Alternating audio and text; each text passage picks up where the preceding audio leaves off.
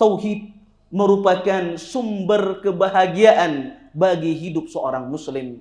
Allah Subhanahu wa taala berfirman dalam Al-Qur'an, "Man 'amila shalihan min dzakarin aw unsa wa mu'minun fanuhyiyannahu hayatan thayyibah." Kata Allah, barang siapa yang beramal saleh dari laki-laki dan wanita, wa huwa mu'minun, dia beriman, mentauhidkan Allah, falanuhyiyannahu hayatan thayyibah, maka akan kami hidupkan di dunia, kami jadikan kehidupannya di dunia kehidupan yang bahagia.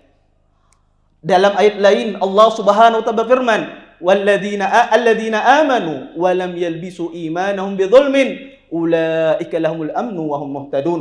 Adapun orang-orang yang beriman, mereka tidak mencampurkan tauhid mereka dengan kesyirikan kepada Allah, ulaika lahumul aman, bagi mereka keamanan di dunia dan di akhirat.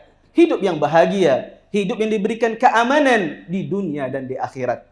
Tetapi sebagian orang menganggap tauhid ini bukan perkara yang penting. Sebagian lagi menganggap tauhid ini perkara yang tabu dan usang. Sebagian lagi menganggap tauhid ini hanya dibutuhkan bagi orang-orang yang baru masuk Islam. Sedangkan orang yang sudah lama memeluk agama Islam, seolah-olah mereka tidak butuh dengan tauhid ini. Sungguh, ini ungkapan yang keliru. Bagaimana bisa mereka menganggap tauhid ini tidak penting?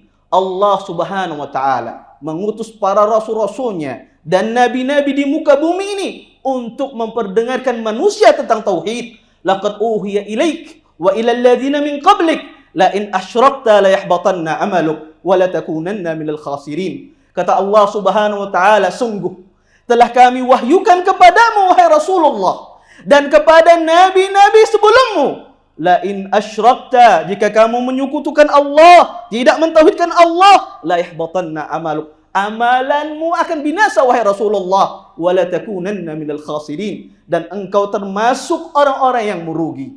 Bagaimana bisa orang menganggap tauhid ini bukan perkara yang penting? Langit saja hampir pecah akibat manusia menyekutukan Allah Subhanahu wa taala. Takadus samawati tafattarna min wa tanshaqqul ardu wa takhirul jibalu hadda andau lirrahmani walada wa ma yanbaghi lirrahman ay yattakhidha walada. Hampir saja, kata Allah, langit itu menjadi pecah, bumi terbelah, gunung roboh akibat perkataan seorang makhluk Allah bahwasanya Allah mengambil seorang anak. Wa ma yanbaghi lirrahman, tidak pantas bagi Ar-Rahman, zat yang maha pengasih, mengambil seorang anak. Bagaimana bisa mereka mengatakan tauhid ini tidak penting? Para sahabat-sahabat Nabi SAW, mereka memohon, meminta, berdoa kepada Allah agar dijauhkan daripada kesyirikan. Berkata Ibnu Abi Mulaikah, seorang tabi'in, laqad adraktu min salasina min ashabin Nabi SAW kulluhum yakhafuna la anfusihim an-nifaq. Kata beliau, sesungguhnya aku mendapati 30 orang dari sahabat Nabi SAW, semuanya mereka memohon kepada Allah, meminta kepada Allah perlindungan agar dijauhkan diri mereka dari sifat kenifakan, dari sifat kesyirikan. Wahai saudara dan saudariku muslim dan muslimah, masihkah Anda mengira ancaman Allah kepada orang-orang yang berbuat syirik, ancaman Allah kepada orang yang mentauhidkannya tidak berlaku kepada Anda? Kalau kita mengetahui pentingnya tauhid ini, sudahkah Anda ajarkan tauhid ini kepada orang-orang yang Anda cintai? Wahai para ayah, wahai para bunda, sudahkah Anda ajarkan tauhid ini, kalimat la ilaha illallah, dan konsekuensinya kepada anak-anak Anda, sehingga mereka tumbuh besar menjadi manusia yang bertakwa, menjadi manusia yang berbakti kepada dua orang tuanya? Bisa jadi Anda termasuk yang disebutkan oleh Nabi SAW di dalam hadisnya.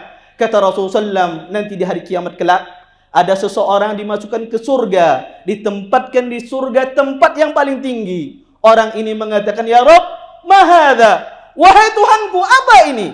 Kenapa saya ditempatkan di surga yang paling tinggi? Dikatakan kepada orang ini, hadza bistighfari waladika.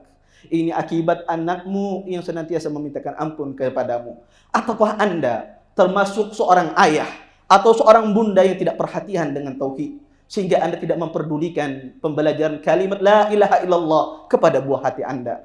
Wahai para suami, sudahkah Anda ajarkan tauhid ini, kalimat la ilaha illallah, dan konsekuensinya kepada istri Anda, sehingga dia menjadi seorang wanita muslimah, wanita yang taat kepada Allah, yang kelak dia mendidik anak-anak Anda, yang mana mereka berdua akan menuntun Anda ketika Anda dalam keadaan sakaratul maut, membisikkan di telinga Anda, mentalkinkan Anda kalimat tauhid, kalimat la ilaha illallah.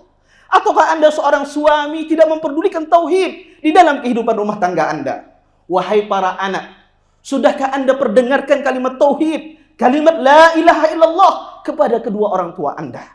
Kepada dua orang tua Anda yang tidak memahami agama, sudahkah Anda ajarkan kalimat ini dan konsekuensinya kepada dua orang tua Anda, sehingga mereka meninggal bertemu dengan Allah dalam keadaan mentauhidkannya, tidak menyekutukan Allah Subhanahu wa taala?